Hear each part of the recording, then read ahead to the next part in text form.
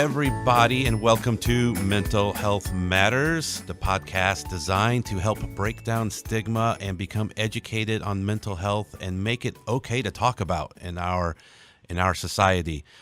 My name is Tom Duff. I'm the executive director of St. Louis Counseling, as well as a licensed clinical social worker. So, as I always say, I'm a therapist at heart, but I also enjoy the business side of running a business.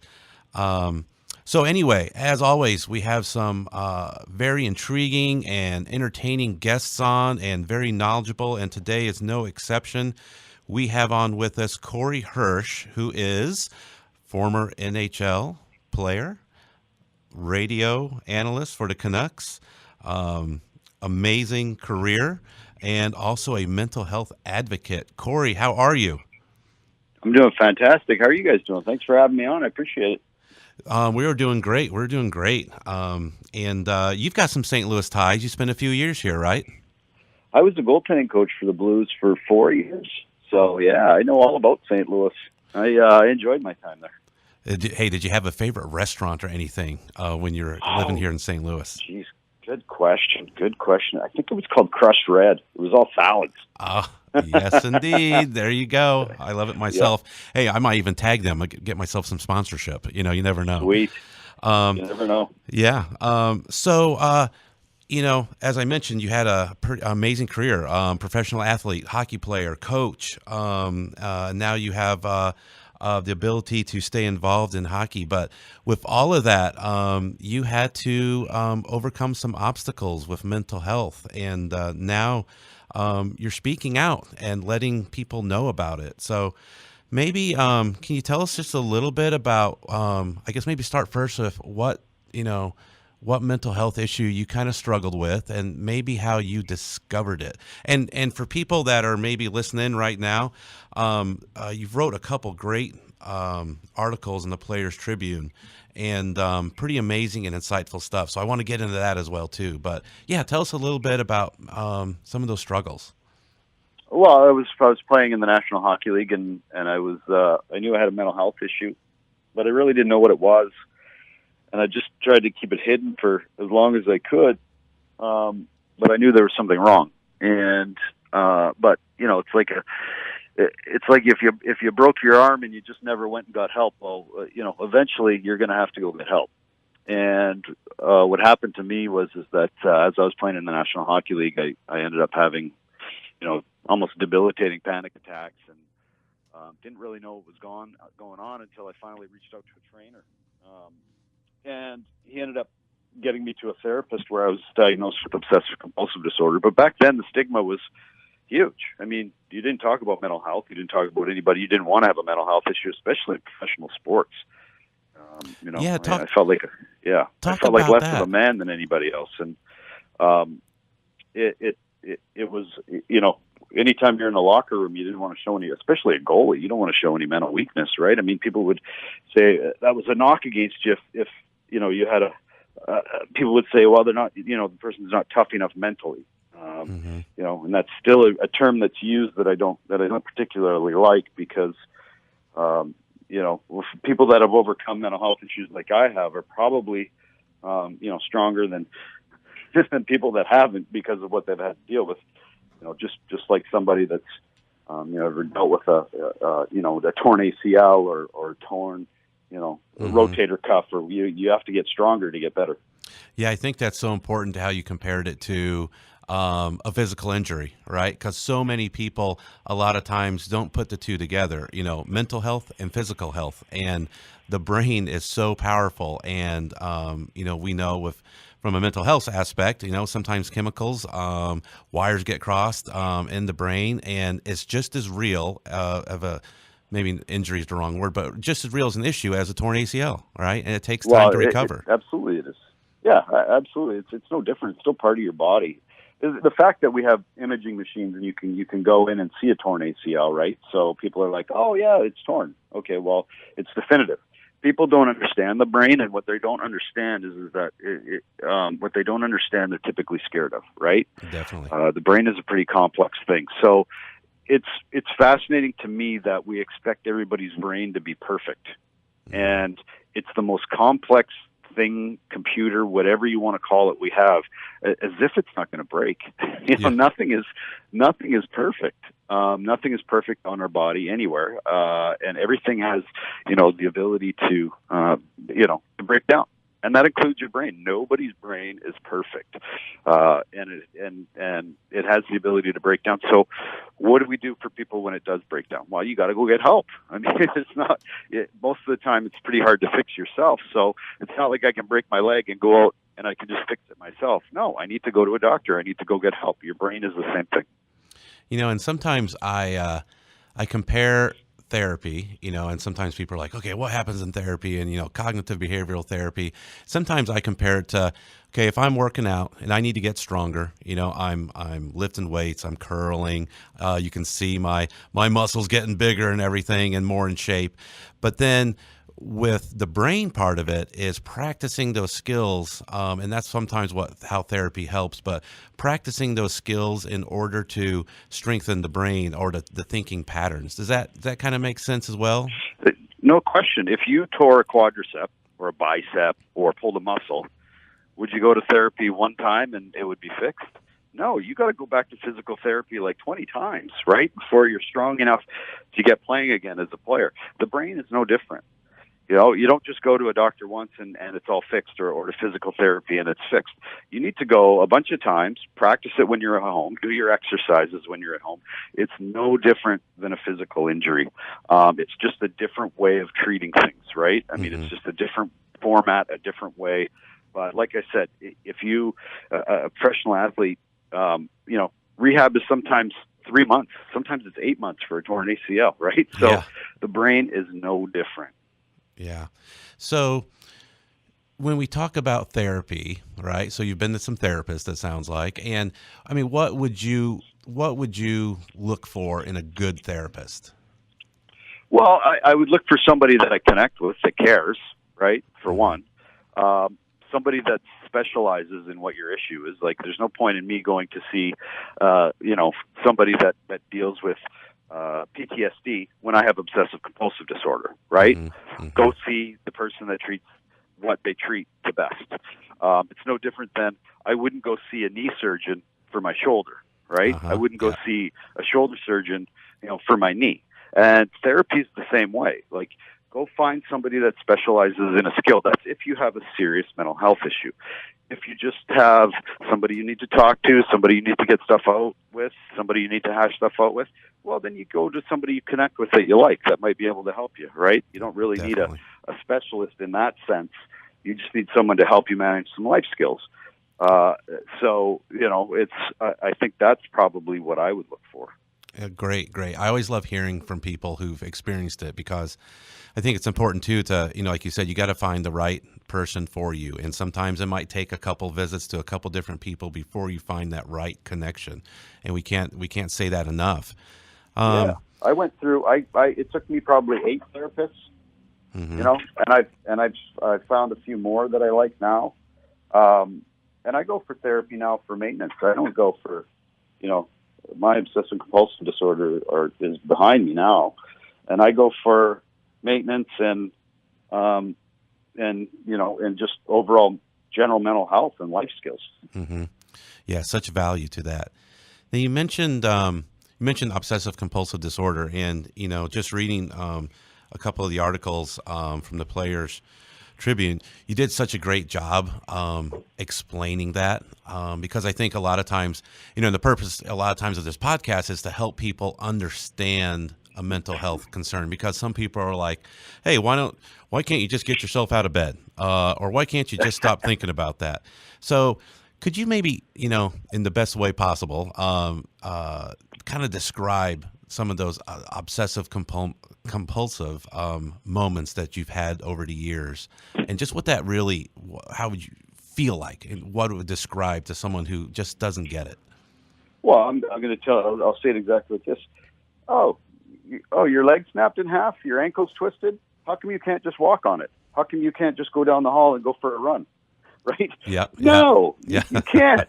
You need a doctor. You need to get it fixed. Exactly. That's exactly what that's what it's like, right? It's no. I keep making the comparison. it's the same thing. Like if you know, like I said, remember Joe Theismann and his broken leg? Well, why I couldn't he remember play that. the next week? Why not? Right? I mean, please. You know, he had to go see a doctor, get everything fixed, get the therapy, get the help.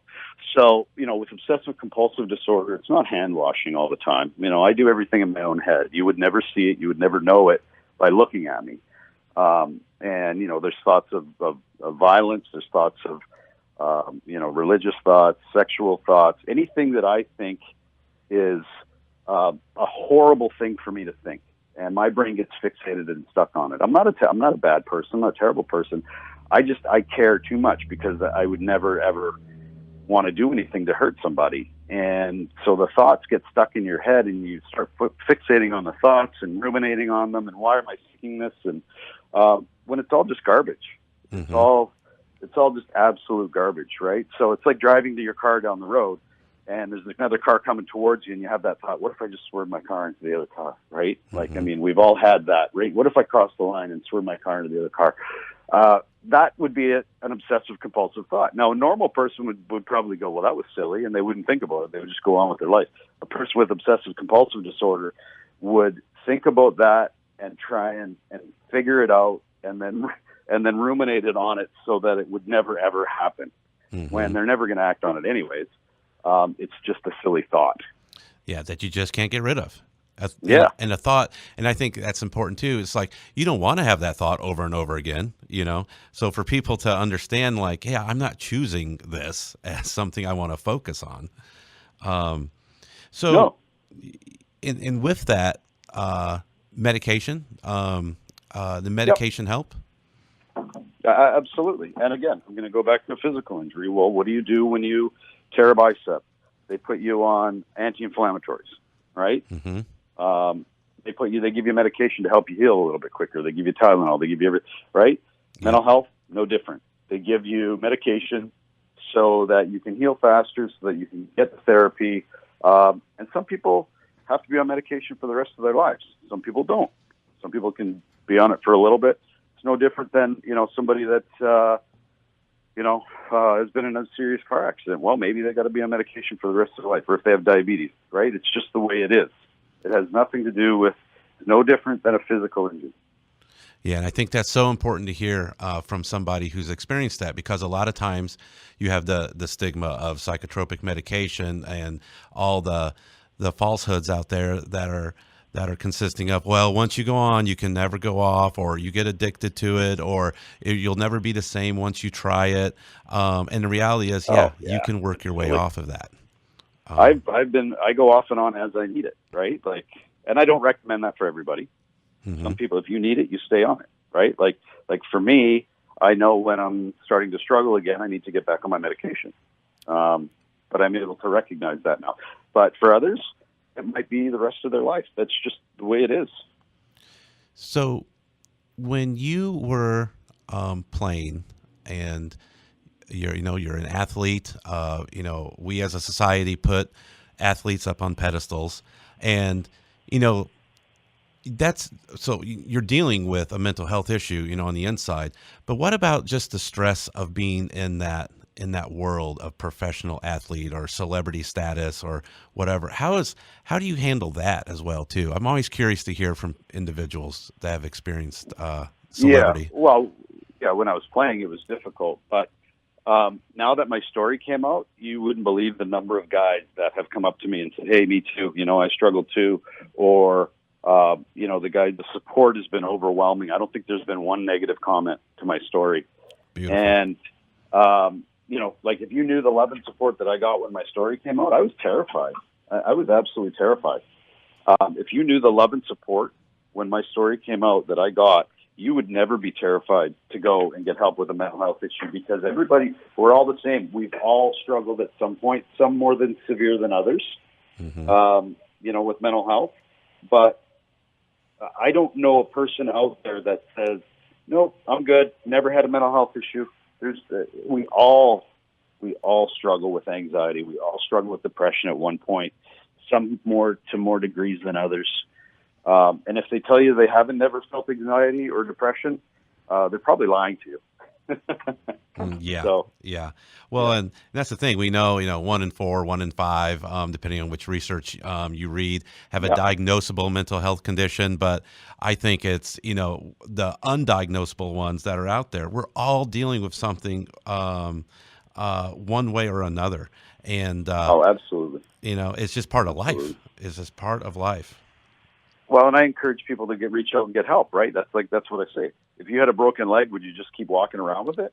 Hmm. What no, you wouldn't. You would go Yeah, get help. yeah, exactly, So exactly. yeah, Do you so think the that's why I league? encourage. Yeah, Yeah. go ahead. I mean, do you think the league is at a place now where there's options available? Like, and maybe that's part of your advocacy with it, is trying to make it more aware of the options for players out there. But do you think the players are more open to it, or do you think the older guys like us still have some of those closed viewpoints? Yeah, I think the players are a lot more open to it. They've been awesome with me. I think the league does a good job of what they can. Right? I mean, people want to get treatment in private, and that's their business. They should be able to get treatment in private, right?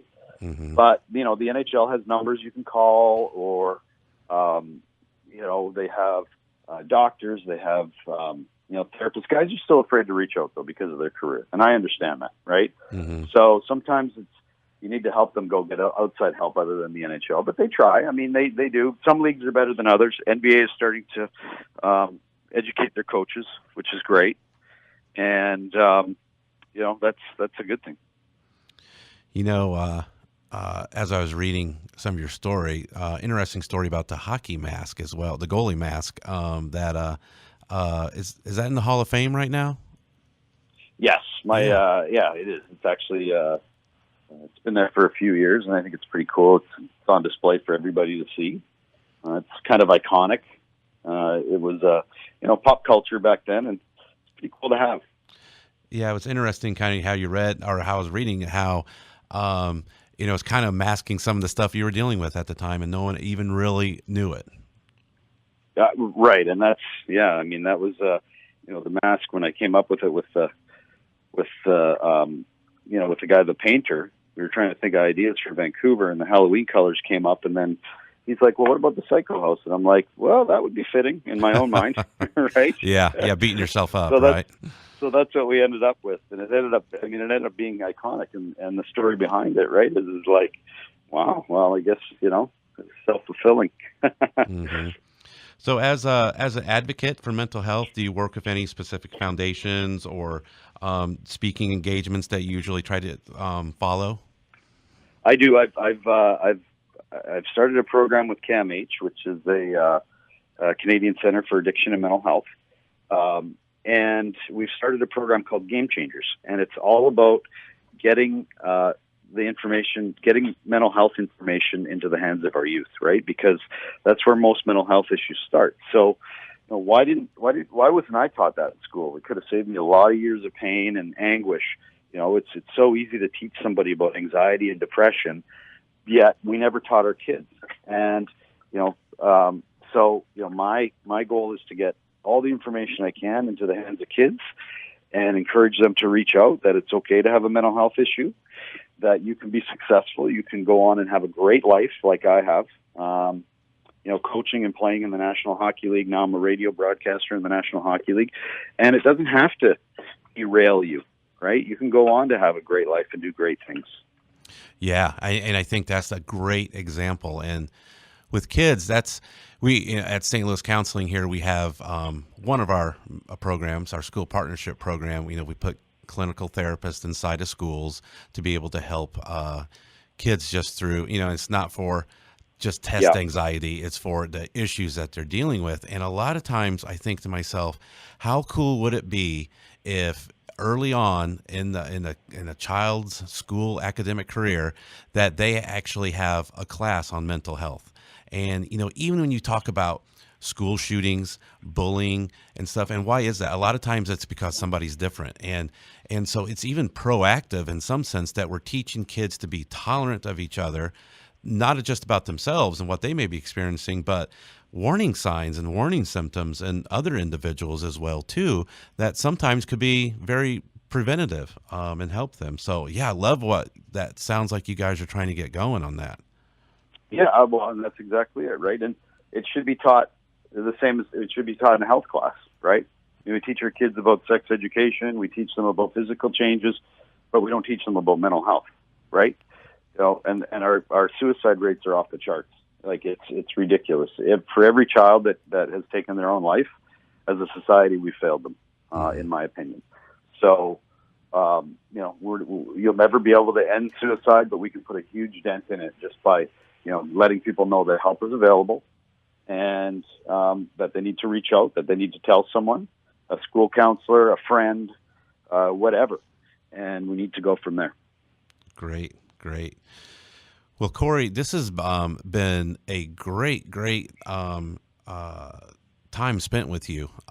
This is I love the fact that you're putting mental health out there. I'm loving the fact that you shared your story and you get into specifics of it as well too, because as I said earlier, a lot of times society puts people that have celebrity status on a pedestal, and anytime we can get anybody such as yourself to be able to share the ins and outs of something such as mental health, we're going to make a better society and a better way of looking at it and accepting of it.